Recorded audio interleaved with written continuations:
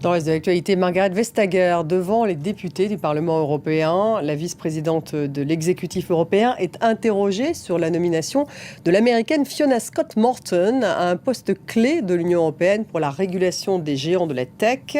La ministre française des Affaires étrangères, Catherine Colonna, avait déjà demandé à la Commission de revoir ce choix qui a été rejeté. La Commission a rejeté cette demande. Emmanuel Macron, lui, s'est dit dubitatif. Il a affirmé attendre des réponse de la Commission. On écoute le chef de l'État français.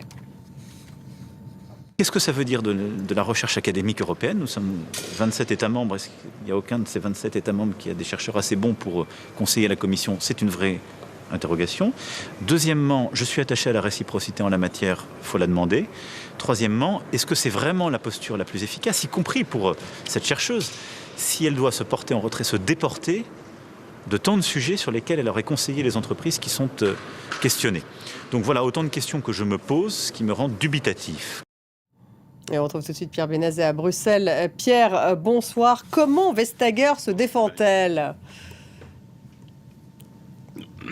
Mais pour elle, c'est répéter les mêmes arguments qu'on entend de la part de la Commission depuis maintenant à peu près 6 jours.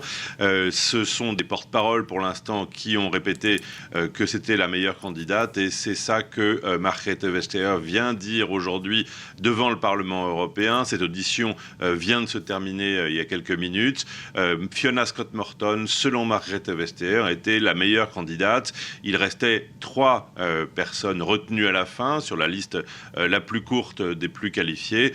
C'est elle qui a été retenue parce que c'est elle qui a le plus d'expérience à la fois dans le monde universitaire et dans le secteur privé. Selon Margrethe Vestager, le fait pour une universitaire de ce niveau-là d'avoir une expérience dans le secteur privé est un plus très clairement, même si elle a effectivement travaillé sur des missions en faveur de Apple, de Microsoft ou d'Amazon.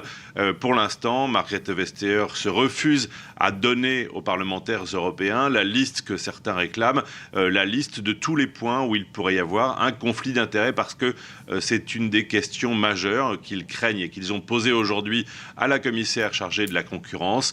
Quels sont les dossiers sur lesquels Fiona Scott Morton devrait se mettre en réserve, en retrait, se déporter pendant 2 ans si elle était en contact avec ces sujets-là durant son travail d'économiste en chef pour la Direction générale de la concurrence à la Commission européenne.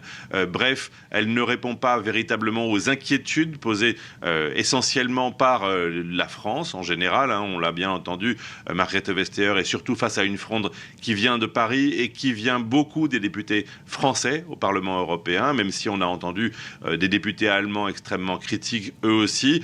La nationalité de Fiona Scott Morton est un problème. Pour Margrethe Vestager, ce n'en est pas un. Elle a quasiment accusé les députés européens qui lui posent la question de xénophobie.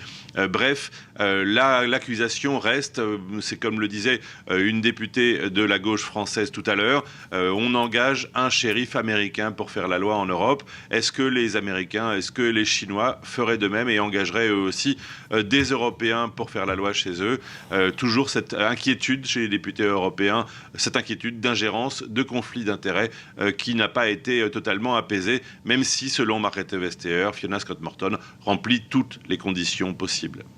Merci Pierre. Pierre Benazet.